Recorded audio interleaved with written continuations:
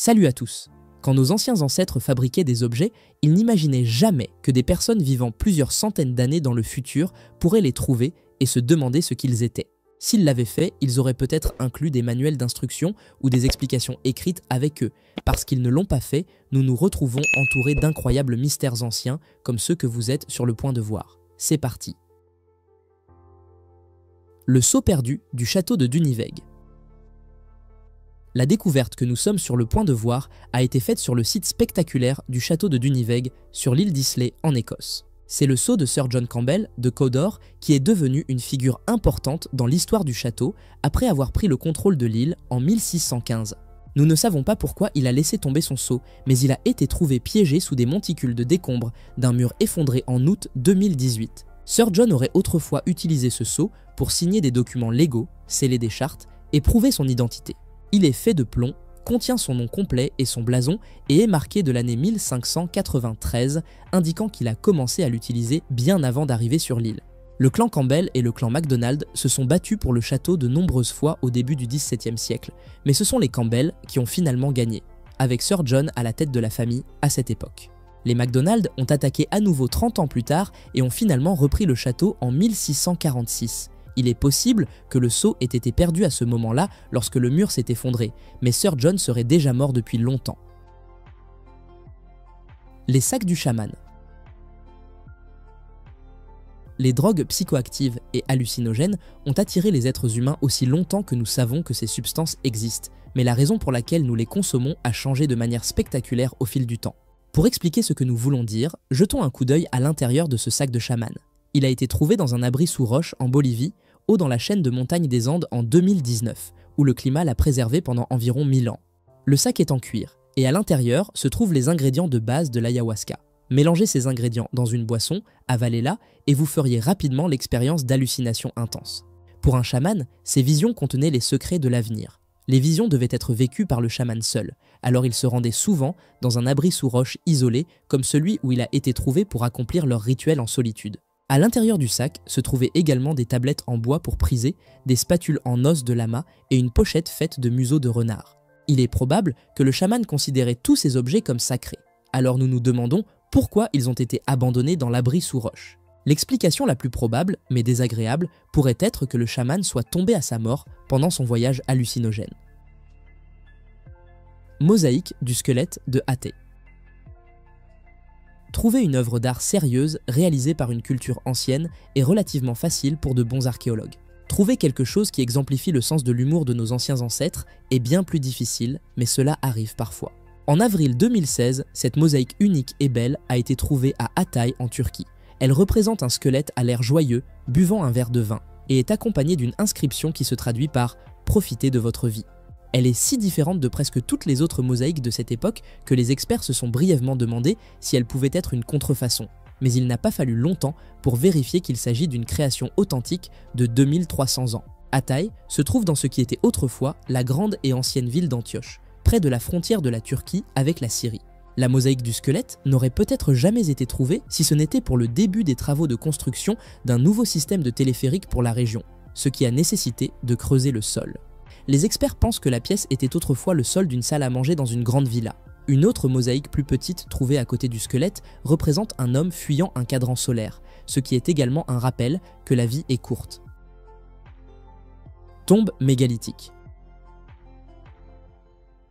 Les archéologues expérimentés ont vu beaucoup de choses, donc il n'est pas toujours facile de les impressionner.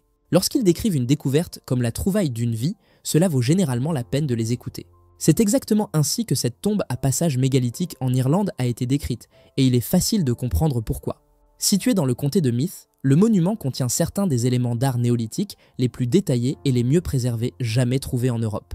Avec un âge d'environ 5500 ans, il est probable que la tombe ait été construite par certains des premiers agriculteurs à avoir travaillé sur les terres irlandaises. Les tombes se trouvent sous un grand cairn de pierre et sont entourées de 6 pierres de bordure placées stratégiquement. Même les pierres de bordure étaient bien décorées. Construire et entretenir les tombes était clairement un travail de dévouement et d'amour de la part des personnes responsables de leur assemblage. La chose incroyable à propos de cette découverte est qu'elle provient du site du patrimoine mondial de Brunabouin, un endroit que les archéologues étaient censés avoir déjà exploré en entier. La victime malheureuse de Pompéi.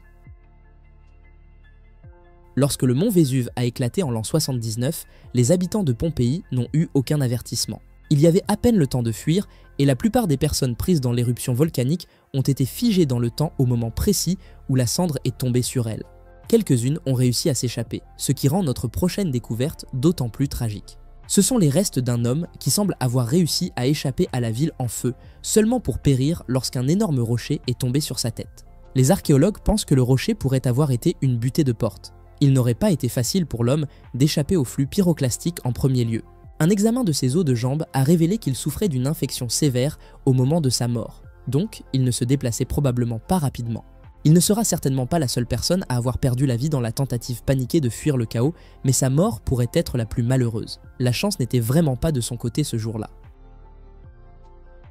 Mystère des offrandes anciennes. Le fort romain antique de Vindolanda, au Royaume-Uni, a livré d'innombrables artefacts archéologiques par le passé et continuera de le faire pendant de nombreuses années à venir. En avril 2018, il a révélé une main en bronze massif unique en son genre. La main est de la taille de celle d'un enfant et étrangement réaliste. Les archéologues et les historiens qui ont examiné la main disent qu'elle a probablement été jetée dans le fossé où elle a été trouvée délibérément et est presque certainement une offrande votive. Ils pensent également qu'elle avait un attachement inséré dans sa paume, mais cet attachement est maintenant manquant. Ce n'est pas une surprise, étant donné qu'elle est dans le sol depuis environ 1700 ans. L'artefact a une douille à sa base, indiquant qu'avant d'être jeté dans le fossé, il était fixé à un poteau. Non loin du site de la découverte se trouve un ancien temple romain dédié à Jupiter Dollichenus, une divinité obscure qui est devenue le sujet d'un culte mystérieux qui s'est répandu comme une traînée de poudre dans l'Empire romain entre le IIe et le IIIe siècle. Des mains coupées ont été trouvées sur d'autres sites associés à la divinité, mais les raisons en sont inconnues. Canoë Maya de Milan. Nous nous rendons dans le sud du Mexique où un canoë Maya vieux de 1000 ans a été récemment trouvé dans un cénote du Yucatan à San Andreas. Le fait que le bateau ait passé les 1000 dernières années submergé dans une piscine d'eau douce a presque parfaitement préservé son cadre en bois. La découverte a eu lieu non loin de la légendaire ville en ruine de Chichen Itza, donc il est probablement juste de supposer que le canoë appartenait à l'un des habitants de la ville. Mesurant 1,5 m de long, il était probablement conçu pour transporter 2 ou peut-être 3 personnes en même temps. Peut-être était-ce un canoë familial. Des fragments de bateaux comme celui-ci de la même époque ont été trouvés auparavant au Belize, au Guatemala et au Quintana Roo, mais c'est la première fois qu'un canoë est découvert encore intact.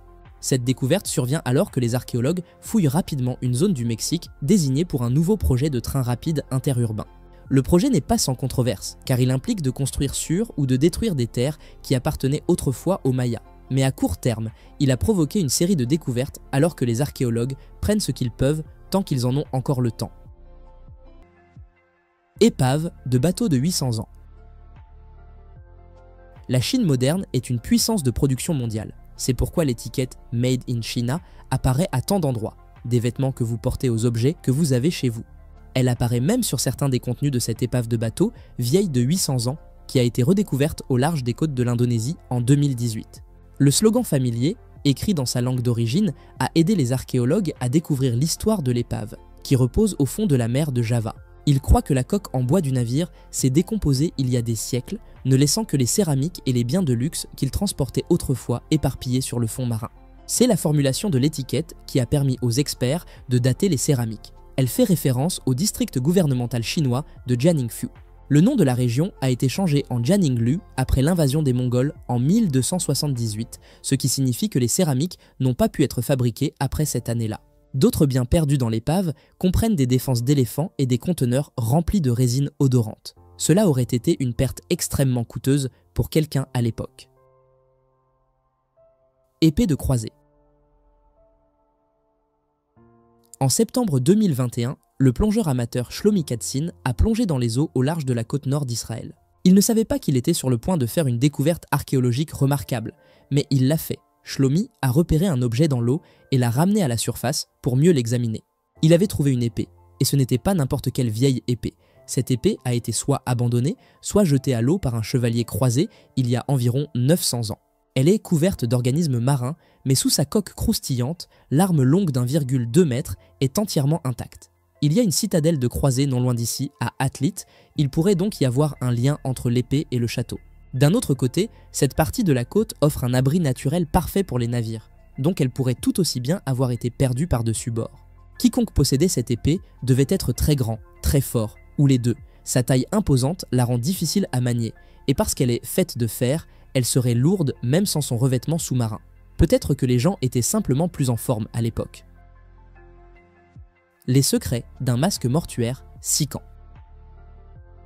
Les scientifiques au Pérou ont eu une macabre surprise en octobre 2021 lorsqu'ils ont réexaminé un masque mortuaire en or trouvé dans une tombe de la culture Sican il y a plus de 30 ans. Le masque, ainsi que les restes squelettiques de l'occupant de la tombe, étaient couverts d'un type de peinture rouge. La peinture était depuis longtemps supposée être de l'ocre rouge, qui était utilisé dans de nombreux enterrements anciens dans le monde entier pour des raisons que nous ne comprenons pas. Une analyse chimique de la peinture a révélé qu'il ne s'agit pas d'ocre rouge. Au lieu de cela, c'est un mélange de protéines d'œufs d'oiseaux et de sang humain.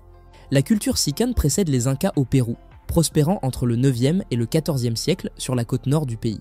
Ils ont atteint leur apogée au cours des 10e et 11e siècles, période pendant laquelle ils ont produit des objets en or magnifiques en utilisant des techniques de métallurgie avancées pour l'époque. Malheureusement, le sang s'est dégradé au point où nous ne pouvons pas dire si le sang provenait de la personne enterrée dans la tombe. Les historiens soupçonnent que peindre les os avec du sang pourrait avoir été une représentation symbolique de la Renaissance dans l'au-delà, mais ce n'est qu'une théorie. Stèles en pierre d'Éthiopie. La plus grande concentration de stèles en pierre en Afrique se trouve dans la zone Gédéo, en Éthiopie. En décembre 2021, nous avons découvert que les mégalithes en pierre distinctivement phalliques de la région sont 1000 ans plus anciens que ce qui était précédemment supposé. Ashenafizina, l'auteur de l'étude révolutionnaire, dit que plutôt que d'avoir été érigés vers l'année 1100, la majorité des sculptures sont debout depuis environ 50 avant Jésus-Christ. L'âge révisé des monuments a été déterminé après que des échantillons de charbon ont été prélevés à la base des phallus de pierre et soumis à des tests scientifiques. Il y a plusieurs sites individuels dans la région qui contiennent les mégalithes, dont beaucoup ont été négligés et sont maintenant brisés au sol, mais la collection la plus impressionnante se trouve à Sakaro Sodo. Les nouvelles informations ont incité l'UNESCO à envisager de faire de Sakaro Sodo un site du patrimoine mondial de l'UNESCO, même si nous ne savons presque rien sur la raison pour laquelle les pierres ont été sculptées et disposées de cette manière au départ. Nous ne savons pas qui vivait ici il y a 2000 ans, donc nous ne pouvons même pas commencer à deviner pourquoi ils ont fait ce qu'ils ont fait. Sculpture énigmatique de chameau.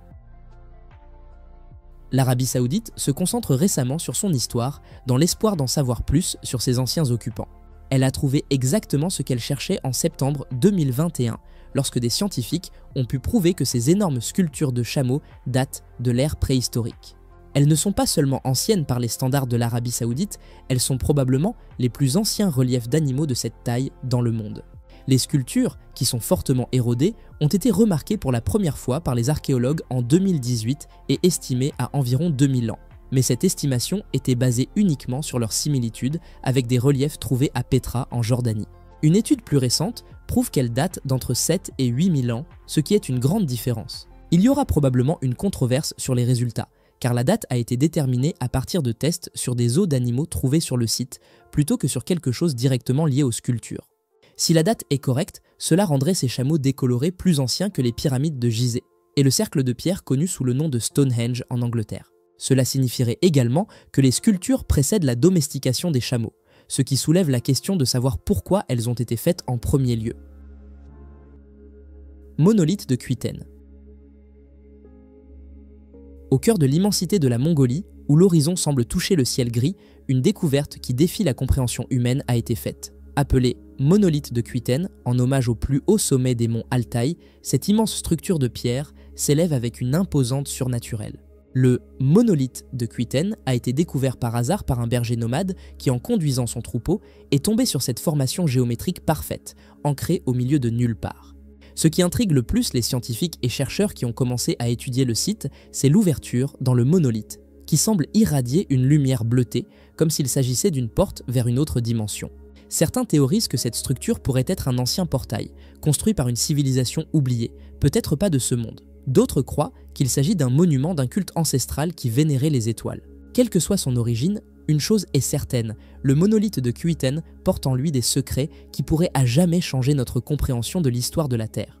Le mystère du monolithe de Cuitaine demeure, un rappel que le monde garde encore des endroits intacts, pleins d'énigmes qui attendent d'être dévoilés. Nous aimerions savoir ce que vous pensez de ce sujet mystérieux. Faites-nous le savoir dans les commentaires. Le géant de Cerne Abbas. Le géant de Cerne Abbas est une figure ancienne gravée sur une colline dans le Dorset en Angleterre. Il est célèbre pour deux choses. La première est qu'il s'agit de l'un des pétroglyphes notables les plus anciens du Royaume-Uni. La seconde est que l'homme représenté dans la gravure est très heureux de vous voir. Les scientifiques et les archéologues ont toujours su que la gravure était ancienne, mais une récente série de tests effectués sur des échantillons de sol prélevés sur le site a prouvé qu'elle est encore plus ancienne que ce que l'on croyait. Nous pouvons maintenant dire avec un degré raisonnable de certitude qu'elle a été gravée sur la colline il y a 3000 ans. C'est une sacrée surprise, étant donné qu'il n'y a aucune mention écrite du géant de Cerne Abbas avant 1694. Pour être juste envers les gens du XVIIe siècle, le pétroglyphe n'était pas facile à voir à l'époque. Il semble maintenant si net et bien défini parce qu'il est régulièrement entretenu avec jusqu'à 17 tonnes de craie blanche à la fois, garantissant que le monument soit toujours là pour les générations futures. Certains historiens pensent qu'il s'agit d'une représentation de Hélos, une divinité vénérée par les anglo-saxons, mais il pourrait tout aussi bien s'agir d'Hercule.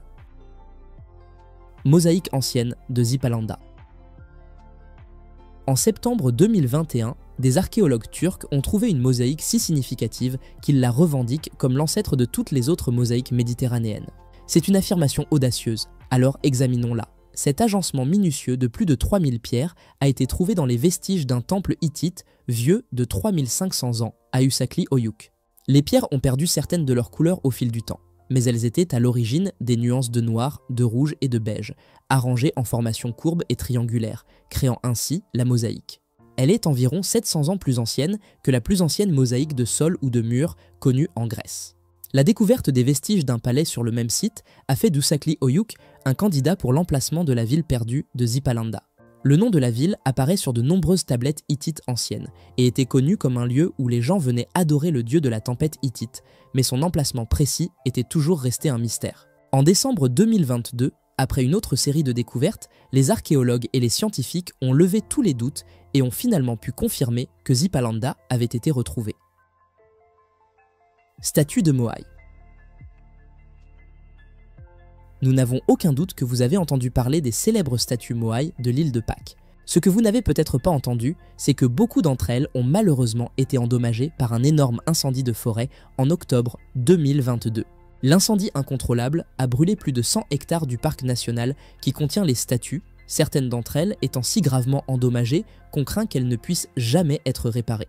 Il y a plus de 1000 statues Moai dans le parc, dont les origines restent enveloppées de mystère. On croit généralement qu'elles ont été sculptées au cours du XIIIe siècle par les habitants originaux de l'île, mais on sait si peu de choses sur les habitants originaux de l'île qu'il est impossible d'en être sûr. La partie du parc national de Rapa Nui la plus touchée par l'incendie est la zone autour du volcan Rano Raraku.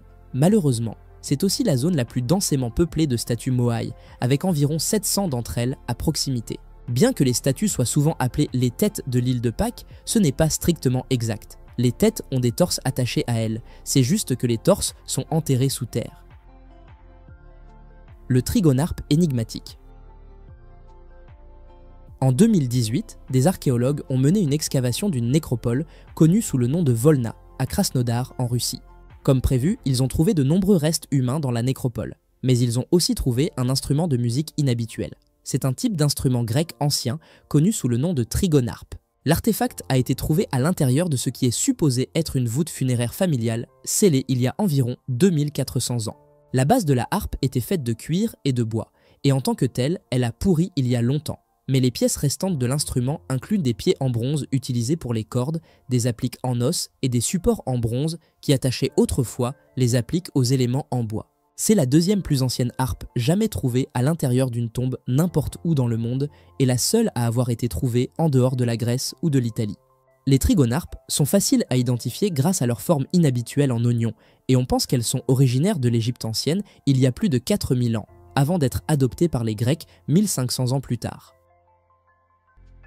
Basilique citerne. Si vous voulez trouver le monument ancien le plus impressionnant à Istanbul, vous devrez regarder sous terre. C'est là que vous trouverez la basilique citerne, également connue sous le nom de Yerebatan Saray, ce qui se traduit vaguement par le palais souterrain. Cet incroyable chef-d'œuvre architectural est un vestige de l'époque de l'Empire byzantin. La citerne a été construite en l'an 532 par Justinien Ier, l'empereur byzantin, utilisant des matériaux récupérés de bâtiments romains antérieurs et est restée intacte malgré des siècles de tremblements de terre qui ont détruit des bâtiments beaucoup plus récents. Justinien a ordonné sa construction à la suite de la révolte de Nika à Constantinople, qui avait fait 30 000 morts et détruit une grande partie de l'ancienne ville. Maintenant, comme c'était le cas il y a toutes ces années, des poissons nagent dans le lac artificiel au fond de la citerne. Les caractéristiques les plus mystérieuses que l'on trouve ici sont les têtes de gorgones, dont l'une a été placée de côté et l'autre à l'envers. Si c'était une tentative de symbolisme, sa signification a été perdue avec le temps. La légende raconte que le sarcophage de Méduse elle-même a été trouvé dans la citerne par le sultan Abdulhamid II à la fin du XIXe siècle, mais voyons, ce serait ridicule. Colonie de Rabil. Les découvertes archéologiques ne sont pas souvent aussi sanglantes que celles-ci. En septembre 2022, des archéologues ont découvert 36 corps humains sans tête sur le site d'une grande colonie de l'âge de pierre à Rabil, dans l'ouest de la Slovaquie. Trop de temps a passé depuis que ces personnes ont été tuées pour déterminer pourquoi cela s'est produit. Mais les historiens pensent que leur mort pourrait avoir fait partie d'une cérémonie de culte primitif. Si c'est le cas, c'est une cérémonie qui a eu lieu il y a environ 7250 ans. Les restes des victimes ont été trouvés dans un fossé près de l'une des entrées de la colonie. Pour aggraver les choses, presque toutes les victimes étaient des jeunes. L'histoire complète de cette colonie est inconnue, mais sa taille la rend inhabituelle. Avec une superficie totale de 20 hectares, elle est plus grande que Troie et Mycène, toutes deux fondées et peuplées à peu près à la même époque. Les experts pensent qu'environ 1000 personnes vivaient ici à l'apogée de la ville et ont exprimé leur surprise que les bâtiments aient été intelligemment positionnés autour de rues dans un design pas très différent de la planification urbaine moderne. Ces personnes étaient clairement intelligentes et sophistiquées, mais elles étaient aussi manifestement brutales. Chef préhistorique. Ensuite, nous nous rendons en France pour une découverte qui a été confirmée la veille de Noël 2022. Il s'agit d'une nécropole préhistorique à Aubagne qui se trouve dans le sud-est du pays. Les recherches sont en cours, mais les archéologues pensent que la nécropole était utilisée entre 2600 et 2900 ans. Une multitude de découvertes a été faite dans la nécropole, mais celle qui a le plus enthousiasmé les experts est un individu qui a été trouvé couvert de bijoux en cuivre, y compris un bracelet en alliage de cuivre et un collier torsadé en cuivre. Il est également allé à son repos éternel avec un bijou en perles et en pierre fixé à un vêtement sur son épaule gauche, bien que tout ce qui reste aujourd'hui soit le bijou. Le vêtement a pourri il y a très longtemps. De plus, il avait 3 bracelets à chaque cheville, 3 bagues d'orteils, une broche en cuivre et une grande urne en céramique. 10 sépultures ont été identifiées jusqu'à présent dans la nécropole, mais les 9 autres ne sont pas du tout aussi grandioses que celle-ci. Il est probablement sûr de supposer que cette personne était le chef de cette communauté encore inconnue. Boucle d'oreille romaine. Nick Bateman est un amateur de détection de métaux de Burstin en Angleterre et il pratique son passe-temps choisi depuis des années. Jamais auparavant dans sa vie n'avait-il trouvé quelque chose comme ce qu'il a trouvé en décembre 2021. Ce jour-là, il pensait avoir trouvé un bouchon de bouteille de lait en métal dans un champ. Il a failli le jeter avant de se rendre compte qu'il était en or. Cela a poussé Nick à l'apporter à un expert, où on lui a dit que sa découverte est une ancienne boucle d'oreille romaine en or. Elle est assez abîmée et il en manque un morceau, mais c'est toujours considéré comme une découverte suffisamment significative pour que le coroner la classe comme un trésor pour lequel Nick recevra une prime de découverte. Même dans son état endommagé, on peut encore voir la boucle de suspension de la boucle d'oreille qui a une petite croix en dessous. Il y a aussi une légère impression d'une couronne de laurier entourant un aigle sur un côté de la boucle d'oreille. Elle est faite de 2 disques d'or soudés ensemble et aurait eu un autre objet suspendu à sa deuxième boucle. Bien que les hommes romains portaient des boucles d'oreilles, le style de celle-ci suggère qu'elle appartenait probablement à une femme. Trésor de l'âge du bronze. Pourquoi se contenter d'un seul trésor de l'âge du bronze quand vous pouvez en avoir 2 ? En décembre 2022, la découverte de 2 trésors de la fin de l'âge du bronze a été confirmée en Pologne. Les 2 ont été trouvés en même temps, l'un directement au-dessus de l'autre. La découverte a été faite à Kaliska, où les experts disent que le plus grand des 2 trésors est l'assemblage de l'âge du bronze le plus varié jamais trouvé en territoire poméranien. Il a environ 3000 ans. Bien que la découverte ait été confirmée à la fin de 2022, elle a en fait été faite bien plus tôt. Des archéologues amateurs ont trouvé les artefacts en 2017, mais ont négligé d'informer les autorités et les ont vendus sur le marché noir. Ce n'est que lorsque des photos de certains des artefacts sont apparus sur un site d'enchères plusieurs années plus tard que les autorités en ont été informées et que les objets ont été retracés. Parmi les objets précieux se trouvent des pièces de harnais de cheval de l'âge du bronze, des vases en cuivre, des armes et des accessoires d'armure. Il y a 124 artefacts au total. Les 2 détectoristes qui ont fait la découverte initiale ont depuis été condamnés pour des accusations criminelles, tout comme le propriétaire du terrain qui les a aidés à dissimuler la trouvaille. Trésor de pièces de monnaie en bronze. De vieilles pièces de monnaie sont trouvées partout dans le monde tous les jours et font généralement de bonnes histoires de découverte. Il y a cependant des exceptions à cette affirmation, et en voici une. Il s'agit d'un énorme trésor de pièces de monnaie en bronze pesant 1,5 tonnes et il a été trouvé dans le village chinois de Shuangdun, dans la province du Jiangsu, en décembre 2022. Toutes les pièces ont été frappées dans un intervalle de 100 ans, débutant à la fin de l'ère de la dynastie Tang au IXe siècle et se terminant à l'ère de la dynastie Song au Xe siècle. Au moment de leur découverte, les pièces étaient encore maintenues ensemble par des cordes de paille passées à travers les trous au centre et arrangées en piles soignées. Il est clair que l'acte d'enterrer les pièces était délibéré et visait probablement à protéger le trésor. Pour une raison quelconque, personne n'est jamais revenu pour déterrer les pièces. Il y a eu une bataille entre les troupes Song et Jin près du site de cette découverte au Xe siècle, donc les archéologues ont émis l'hypothèse qu'il y avait autrefois un camp militaire ici et que les pièces étaient les salaires des soldats. Haniwa en bois. Le mot japonais haniwa signifie cercle d'argile et est utilisé pour décrire un type spécifique de statue cylindrique en terre cuite que les anciens habitants du Japon aimaient fabriquer entre le 3e et le 6e siècle. Le plus souvent, les haniwa étaient utilisés pour marquer les frontières des lieux de sépulture japonais réservés à l'élite de la société japonaise. En de rares occasions, les haniwa étaient faits de bois plutôt que d'argile. Et en décembre 2022, la découverte d'un énorme haniwa en bois a été confirmée parmi le groupe de tumulus funéraires Motsufuruichi-Kofun dans l'ouest du pays. La zone est un site du patrimoine mondial de l'UNESCO. Mesurant un peu plus de 3,3 mètres de haut, c'est le plus grand haniwa en bois jamais trouvé dans le pays. L'artefact a été trouvé lorsque des archéologues ont fouillé un ancien fossé autour de la tombe de Minegazuka Kofun, qui a été créé au 5e siècle. Il est fait de koyamaki, un type de pin japonais apprécié par les personnes qui détenaient le pouvoir au Japon à l'époque. Cela suggère que l'occupant de la tombe occupait une position élevée dans la société de l'époque et était peut-être même un dirigeant. Mais malheureusement, il n'y a aucune trace de leur nom à trouver. Vêtements de la fille d'Egtved. La mode est capricieuse. Ce qui est à la mode aujourd'hui sera démodé à un moment donné au cours des prochaines années, puis reviendra à la mode quelques décennies plus tard. Ce schéma s'est répété depuis le moment où les humains ont réalisé qu'ils pouvaient porter des vêtements comme moyen d'expression personnelle, plutôt que purement pour la protection et la chaleur. Nous pouvons le voir dans les vêtements de la fille d'Egtved. Elle est décédée pendant l'âge du bronze, mais ses vêtements ne sont pas si différents de ce qu'une fille de son âge pourrait porter aujourd'hui. La fille d'Egtved a été enterrée au Danemark, mais est probablement née en Allemagne. Elle avait probablement environ 17 ans lorsqu'elle est décédée, et a été enterrée dans un vêtement en laine en forme de t-shirt avec une jupe en velours côtelé et une ceinture avec une grande boucle d'accessoires. On peut supposer que c'est ainsi que toute fille soucieuse de la mode s'habillait il y a 2390 ans. Son nom vient du village danois où ses restes ont été trouvés en 1921.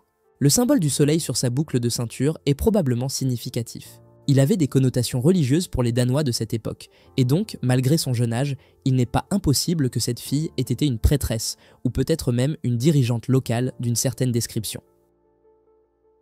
C'est tout pour aujourd'hui. Quel a été votre moment préféré? Commentez, aimez, partagez et abonnez-vous. À bientôt.